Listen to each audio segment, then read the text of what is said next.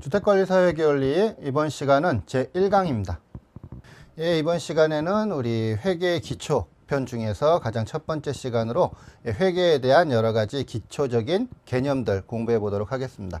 그래서 먼저 회계와 부기, 회계가 무엇인지, 그리고 부기가 무엇인지 그 정의 내용들, 그리고 회사에 대한 재무 상태를 나타내는 표, 그리고 회사에 대한 경영 성과를 나타내는 표, 그리고 그 두 가지 표를 이용해서 우리가 얼마나 이익을 얻었는가, 이 순손익을 측정하는 방법, 이런 내용들에 대해서 공부해 보도록 하시겠습니다. 먼저 기초적인 개념, 우리가 배워야 할 것이 회계 원리죠. 회계 원리. 그렇다면 회계가 무엇인지, 이 회계의 정의를 먼저 공부를 해야겠습니다. 이 회계에 대한 정의를 먼저 공부하기 전에 이 부기라는 개념을 알아두시면 앞으로 회계 공부하는데 많은 도움이 되실 겁니다. 그래서 먼저 부기에 대한 정의를 살펴보면요. 부기란 것은 우리가 장부 기입 또는 장부 기록의 약자라고 보통 부릅니다. 그래서 우리가 어떤 회사를 만들어서 회사를 경영하게 되면 이 회사에 대한 내용을 장부에 기록해야 됩니다. 그래서 우리 회사가 어떤 재산들이 있는지, 어떤 부채가 있는지, 빚이 있는지, 또는 우리가 뭐 이번 달 또는 1년간 얼마나 장사를 해서 영업을 해서 이익을 얻었는지 손해를 봤는지 이런 내용들을 장부에 기록해야 되는데요. 이 회사에 대한 내용을 장부에 기록하는 것을 우리가 부기라고 부릅니다. 부기, 장부 기록이라고 부릅니다. 장부 기록. 그래서 부기에 대한 정의를 보다 자세히 우리가 얘기를 하면요. 부기라는 것은 장부 만드는 거예요. 장부 작성, 장부 기록입니다. 그래서 회사 안팎에서 여러 가지 사건들이 발생됩니다. 그 중에 우리 회사 재산의 변동을 일으키는 사건, 여러 가지 사건 중에서 우리 회사랑 관계 있는 우리 회사 재산 상태의 변동을 일으키는 사건, 이러한 사건을 우리가 거래라고 부릅니다. 거래. 이 거래를 먼저 구분해 내야 돼요. 그걸 우리가 식별한다 그럽니다. 식별. 해서 그걸 장부에 적으려면 뭐 10,000원, 3,000원 이렇게 금액으로 바꿔야 돼요. 이것을 우리가 측정한다 그럽니다. 측정. 그래서 그걸 장부에 적으면 됩니다. 기록하면 돼요. 이것을 우리가 부기라고 부릅니다. 그래서 부기란 것은 장부 기입하는 건데요. 구체적으로 얘기하면 회사 안팎에서 발생하는 여러 가지 사건 중에서 우리 회사 재산 상태의 변동을 발생시키는 우리 회사랑 관계 있는 사건, 이러한 거래를 구분해서 식별해서 금액으로 바꿔서 측정해서 장부에 적는 것, 기록하는 것, 이것을 부기라고 부릅니다. 부기. 그럼 장부를 만들었죠. 장부 부기를 했죠. 그러면 그 내용을 나만 알고 싶어 하는 것이 아니라 회사 안팎에는 우리 회사 장부에 관심이 있는 사람들이 있습니다. 이 사람들을 우리가 정보 이용자라고 불러요. 정보 이용자. 정보 이용자는 회사 밖에도 있어요. 외부 정보 이용자. 그리고 회사 안에도 있습니다. 내부 정보 이용자. 회사 밖에 있는 정보 이용자들은 우리한테 뭐 돈을 빌려준 뭐 투자자라든지 또는 채권자라든지 또는 세금을 걷어가는 과세 당국이라든지 넓게 보면 뭐 소비자라든지 이런 사람들이 외부의 정보 이용자들이 되겠고, 우리 회사 내부에는 경영진들, 그죠? 경영진들이 이 정보 이용자가 되겠습니다. 그러면 우리 장부 내용을 이 정보 이용자들한테 보여줘야 될 거 아니에요? 관심 있어 하는 사람들한테. 그래서 부기 더하기 정보 이용자에게 부기 내용을 전달해주는 일련의 과정을 우리가 회계라고 부릅니다. 회계. 그래서 회계라는 정의는 우리가 부기의 정의를 이해하고 있으면 부기 더하기 정보의 전달이다. 이렇게 기억하시면 되겠습니다. 그래서 부기라는 것은 회사 안팎에서 생긴 여러 가지 사건 중에서 우리 회사랑 관계 있는 사건, 거래를 식별해서 그것을 금액으로 측정해서 장부에 적는 것이 부기고요. 이 부기 내용을 정보 이용자들에게 전달해주는 일련의 과정, 이것이 회계다. 이렇게 정의해 주시면 되겠습니다. 그렇다면 지금 회계라는 것이 부기 더하기 정보의 전달이다 그랬죠. 그럼 회계를 어떻게 나눌 수가 있는가? 회계의 종류, 회계의 구분, 이런 내용인데요. 가장 대표적인 회계의 구분이 정보 이용자에 따라서 구분하는 겁니다. 방금 전에 말씀드렸듯이 정보이용자는 회사 밖에도 있고 회사 안에도 있죠. 회사 밖에 있는 외부 정보이용자에게 정보를 전달해주는 회계, 이것을 우리가 재무회계라고 부르고요. 회사 안에 있는 내부 정보이용자에게 정보 전달해주는 회계, 이것을 관리회계라고 부릅니다. 그 내용만 알고 있으면 이하의 내용들은 우리가 대부분 유추해서 분명히 구분하실 수 있고 시험에서도 맞추실 수가 있습니다. 재무회계는 외부에 보고하는 거예요. 그러니까 목적이 뭐냐면 외부에 보고할 때 우리 회사 장부 내용을 요약 정리한 표로 보고를 합니다. 그걸 우리가 재무제표라고 부릅니다. 우리 회사에 대해서 요약 정리한 표예요. 이게 재무제표, 재무에 대한 여러 가지 표를 작성해서 보고하는 것이 목적이고, 관리회계는 우리 경영진들에게 장래에 어떤 의사결정을 할 것인가, 여기에 대한 정보 제공하는 것이 목적입니다. 작성 근거도 외부에 보고하는 거는 일반적으로 인정된 기준, 규범에 따라서 작성이 돼야 되죠. 그렇지만 관리회계는 우리 경영진에게 전달하는 거기 때문에 일반적인 경제이론에 따르는 거지 회계 규정 같은 거에 얽매일 필요가 없는 겁니다.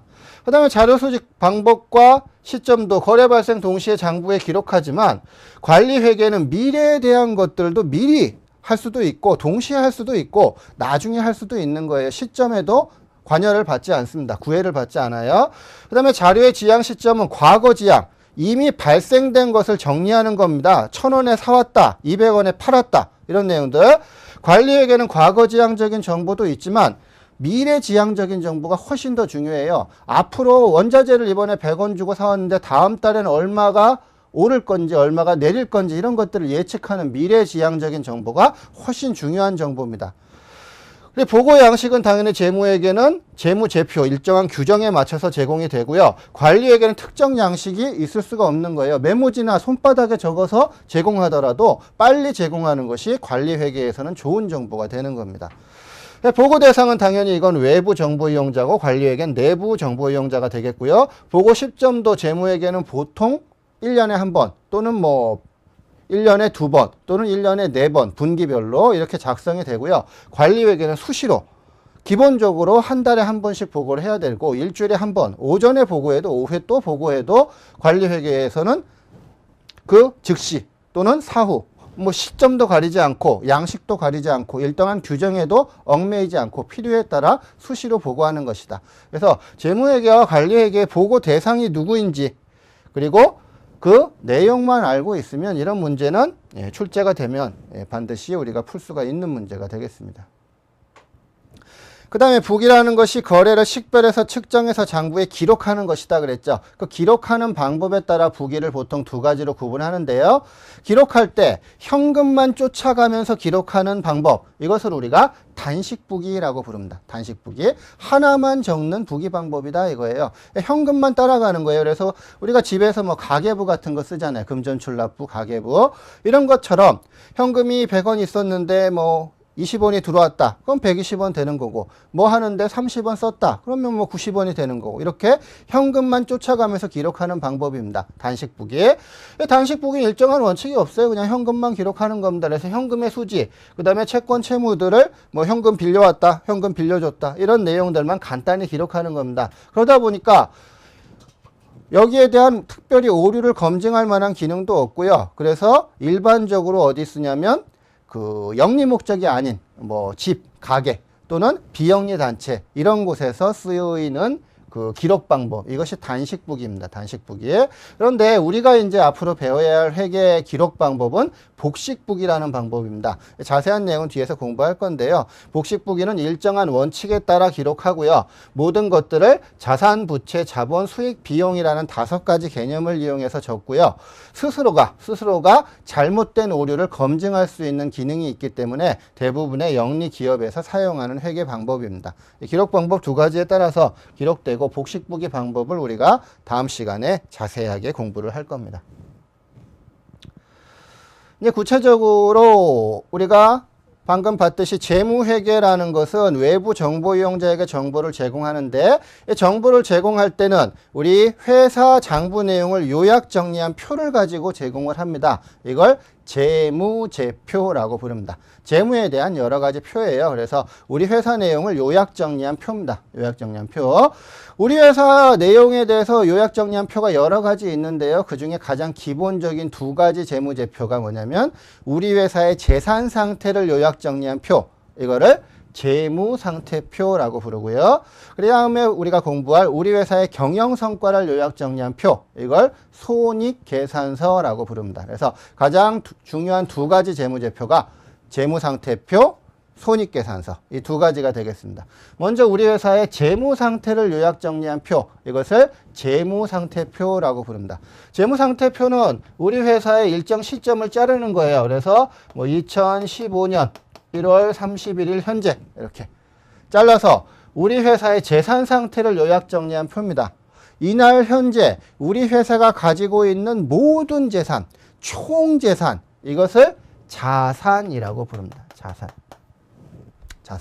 자산은 뭐 우리가 쉽게 알고 있는 자산, 뭐 현금이라든지 뭐 은행에 있는 예금이라든지 적금이라든지 이런 것뿐만이 아니라 우리가 뭐 물건을 외상으로 팔았을 때 그 받아야 될 채권, 이런 채권 같은 것들, 또는 우리가 사업을 하기 위해서 공장, 뭐 토지하고 건물 같은 이런 유형 자산들, 또는 눈에 보이지 않는 우리가 권리금이라든지 특허권이라든지 이런 무형의 자산들, 이런 것들도 전부 우리 회사의 자산이에요. 자산. 그래서 자산이란 건 일정 시점에 우리 회사가 지배하고 있는 모든 재산, 총 재산입니다. 이걸 자산이라고 부릅니다. 자산을 조달하는 방법, 자산에 대한 원천은 두 가지입니다. 우리 스스로 조달하든지 아니면 외부에서 조달하든지. 자산 중에서 외부에서 조달한 자산, 소극적인 재산, 빚이죠. 빚. 돈을 빌렸다든지, 그죠? 이런 것들이 되겠습니다. 그래서 이런 외부에서 조달한 자산, 이것을 부채라고 부릅니다. 부채. 그러면 총재산 자산에서 빌려온 자산 부채를 빼면 나머지를 우리가 자본이라고 부릅니다. 자본. 그래서 자산이란 건 뭐야? 자산이란 건 일정 시점 우리 회사가 가지고 있는 총재산, 현금도 있고 예금도 있고 채권도 있고 토지 건물 부동산도 있고 뭐 특허권 같은 무형재산도 있고 이런 것들이 우리 회사가 가지고 있는 총재산, 이것을 자산이라고 부릅니다. 자산. 그다음에 부채란 것은 자산 중에서 빌려온 재산, 외부에서 조달한 자산, 이것을 부채라고 부릅니다. 부채. 그 다음에 자본이란 것은 자산에서 부채를 차감한 나머지 재산, 순재산, 자녀재산, 이것을 자본이라고 부릅니다. 자본. 그래서 자산, 부채, 자본, 뒤에 나오는 수익, 비용 5가지 개념을 정확하게 이해하시면 우리 부기 내용을 반은 이해를 하신 거예요. 그 5가지 개념을 누구에게, 다른 사람에게 설명해 주실 수 있을 정도로 아주 정확하게 이해를 하셔야 됩니다. 그래야 우리가 회계, 나아가서 부기, 나아가서 회계 내용을 전부 다 쉽게 이해하실 수가 있습니다. 그래서 자산, 부채, 자본을 여러 가지로 불러요. 자본이란 개념으로 부를 때는 총자본 그러면 자산입니다. 타인 자본 그러면 부채예요. 자기 자본 그러면 자본입니다. 자산, 부채, 자본의 다른 이름이에요. 이름을 여러 가지로 알면 알수록 그만큼 그 내용을 충분히 숙지할 수 있는 겁니다. 자산을 재산 개념에서 보면 자산을 총재산이라고 불러요. 총재산. 부채를 소극적인 재산이라고 부릅니다. 그러면 자본은 순재산. 순수한 재산. 또는 자산에서 부채를 뺀 나머지다. 자녀재산. 이렇게 불러요. 자녀재산.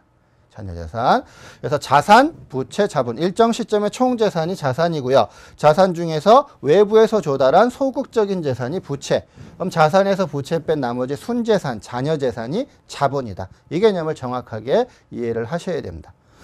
그래서 재무상태표의 등식이 나오는데요. 자산은 부채 아니면 자본인 거예요. 그래서 자산은 부채 더하기 자본이다. 이걸 재무상태표 등식이라고 부릅니다. 그러면 자산은 부채 더하기 자본이니까 자본은 자산 빼기 부채가 되겠죠. 똑같은 공식인데 그걸 다른 말로 우리가 자본등식이라고 부릅니다. 자본등식. 그래서 자산은 부채 더하기 자본, 이게 재무상태표 등식이고요. 부채를 넘기면 자산 빼기 부채는 자본이다. 이걸 자본등식이라고 불러요. 자본등식. 재무상태표 등식은 자산이 중심인 거고요. 자본등식은 자본이 중심인 겁니다. 그래서 자본이 잔여재산이라는 거, 순재산이라는 거. 그래서 자본이란 건 그 자체적으로 의미가 있다기보다는 자산 빼기 부채, 이게 자본이다. 이 개념을 중요시하는 것이 자본 등식입니다. 자본 등식. 일정 시점의 총재산이 자산 중에 타인에선 외부로부터 조달하는 재산, 부채. 자산에서 부채 뺀 나머지가 자본, 잔여재산이다. 재무상태표 내용이고요. 두 번째는 이번에는 회사의 경영성과를 요약 정리한 표. 이것을 손익계산서라고 부릅니다. 손익계산서. 아까 재무상태표는 일정 시점에 재무상태를 나타낸 거죠. 재산 상태를. 손익계산서는 얼마나 돈을 벌었는가 이러는 거예요. 그러니까 일정 기간입니다.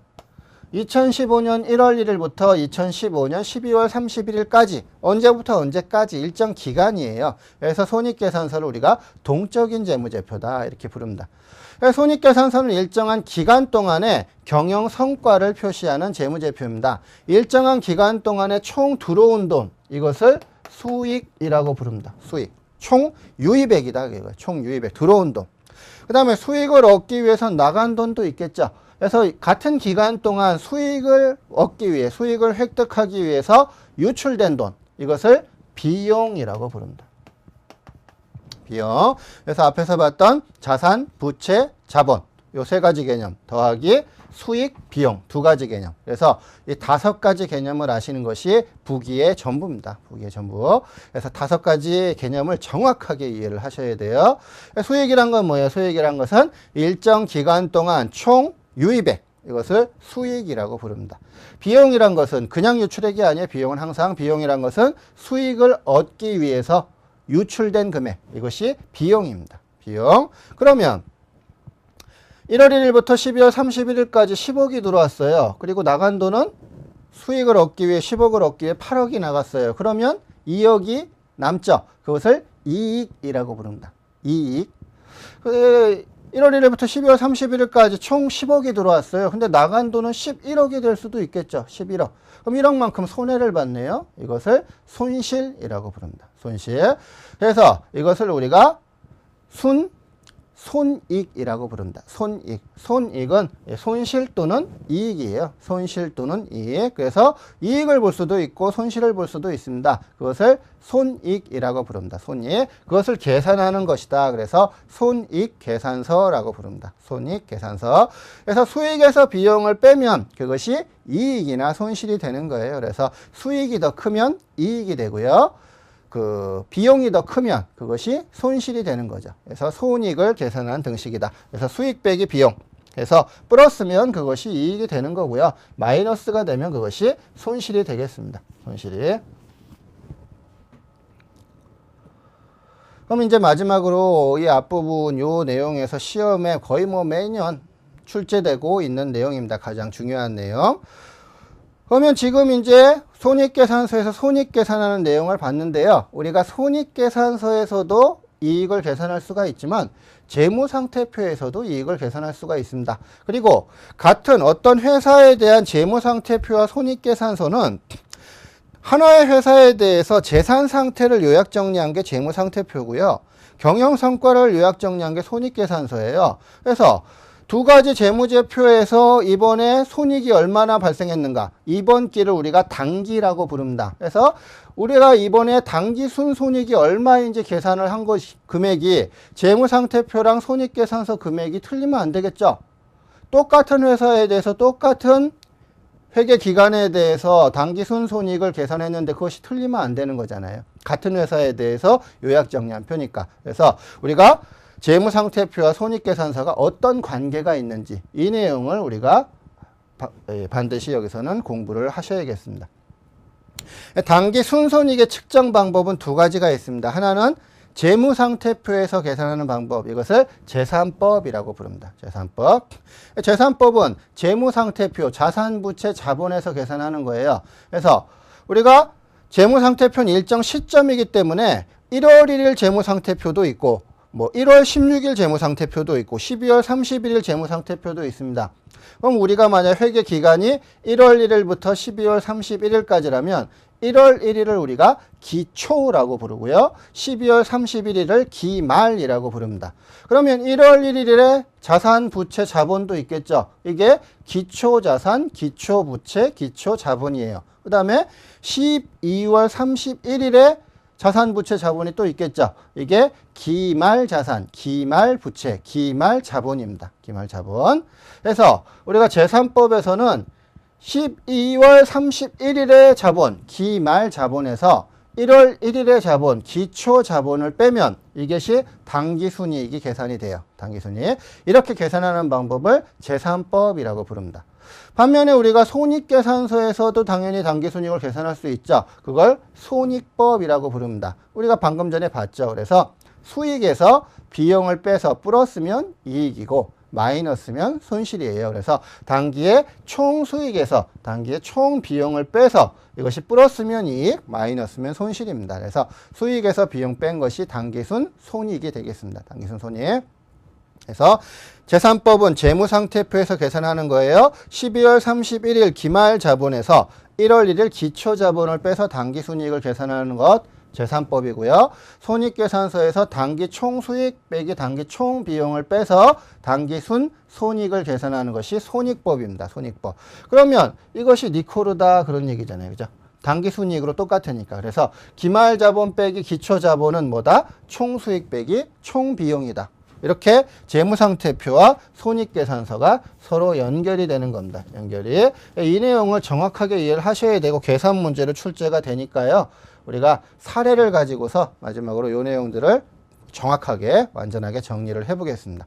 그러면 이제 순손익 측정하는 것이 재무상태표에서 계산하는 재산법, 기말자본 빼기 기초자본, 그 다음에 손익계산서에서 계산하는 총수익 빼기 총비용, 이 손익법 두 가지 방법이 있죠. 그럼 재무상태표와 손익계산서의 관계, 아까 말씀드렸듯이 똑같은 회사를 재무상태표와 손익계산서로 요약 정리한 거니까 재무상태표와 손익계산서 각각에서 계산한 당기순이익은 일치해야 되는 거죠. 일치. 이걸 가지고 우리가 계산하는 겁니다. 지금 사례 첫 번째, 기초에 1월 1일에 자산이 10억이었고 부채가 7억이었어요. 그럼 자본은 자동적으로 계산이 되는 거죠. 1월 1일 자산이 10억. 이 중에 부채가 7억. 그럼 나머지 자본은 자산 빼기 부채잖아요. 10억 빼기 7억 하니까 3억 이렇게 되는 거죠. 1월 1일 기초의 자산이 10억, 기초의 부채가 7억. 그러면 기초의 자본은 10억 빼기 7억, 3억 이렇게 되는 거예요. 단기 중에 수익이 6억 들어왔고, 비용이 수익을 얻기 위해서 5억 나갔어요. 5억 나갔어요. 그랬을 때 우리가 12월 31일에 재무상태표 자산, 부채, 자본을 한번 계산해 보죠. 단기의 수익이 전부 현금으로만 들어왔고 비용도 현금으로만 나갔다고 생각하고 우리 자산이 전부 10억이 현금이다 이렇게 계산하면 1월 1일 날 10억이 있었어요. 현금이 1월 1일 날 10억이 있었고 1월 1일부터 12월 31일 사이에 6억 원이 들어왔다가 5억 원이 나갔어요. 5억 원이 나갔어요. 그러면 12월 31일의 현금은 10억에서 6억 들어오니까 16억에서 5억 나갔으니까 11억이 됐겠죠. 11억. 그 다음에 부채는 뭐 변동이 없었다면 7억. 그럼 자본은 자산 빼기 부채잖아요. 그러면 기말의 자본은 기초자산 빼기 기말 자산 빼기 기말 부채 11억 빼기 7억 하니까 4억 되죠. 4억. 그럼 우리가 재무상태표에서 한번 계산해 보죠. 재무상태표에서는 어떻게 계산하냐면 기말 자본에서 기초의 자본을 빼서 계산하죠. 그럼 기말의 자본이 얼마예요? 기말의 자본이 4억. 빼기 기초의 자본은 1월 1일 자본은 3억 하니까 1억 나오죠. 1억. 단기 순이익이 1억 이렇게 나왔습니다. 1억. 그 다음에 우리 손익계산서에서는 총 수익 빼기 총 비용 해서 단기 순이익이 계산되죠. 수익이 6억, 비용이 5억 하니까 1억 단기 순이익이 나오죠. 이거랑 이거는 항상 같아야죠. 같아야죠. 그래서 뭐냐면 1월 1일 날 얼마 갖고 시작했냐면 순수한 재산이 얼마냐면 10억 빼기 7억 해서 3억 가지고 시작했어요.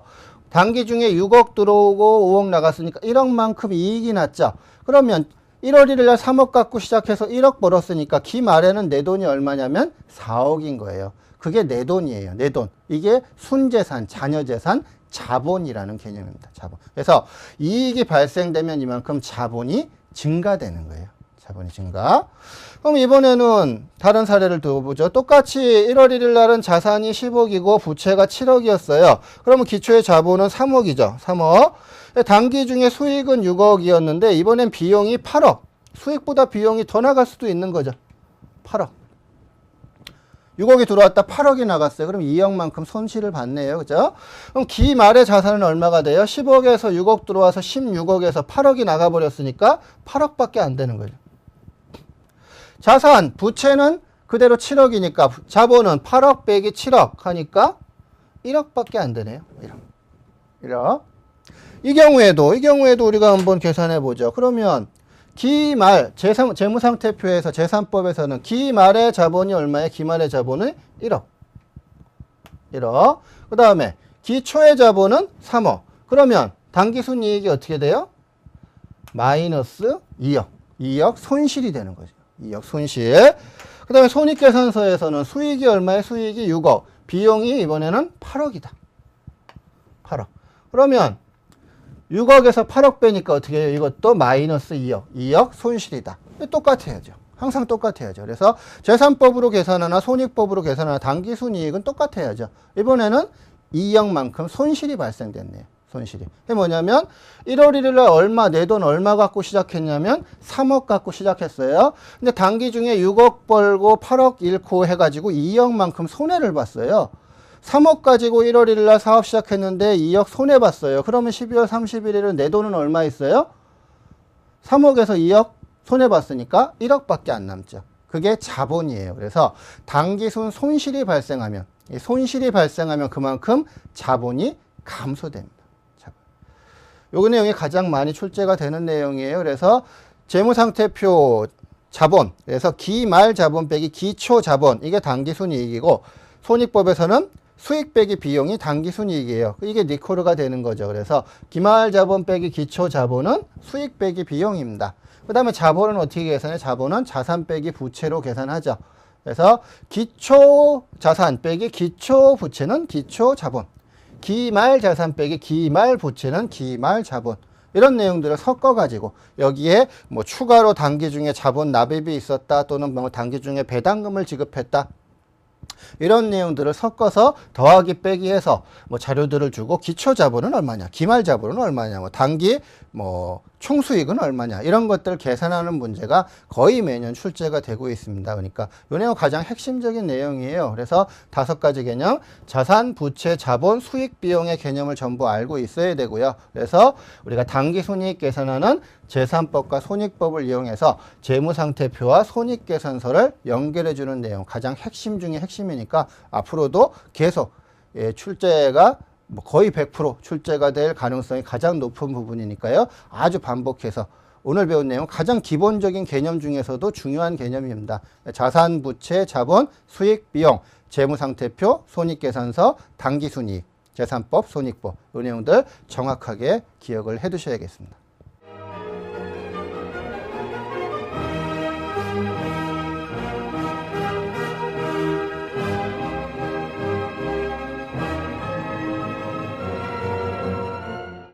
이상 1강 내용 보셨고요. 다음 시간에는 2강 내용 공부하도록 하시겠습니다.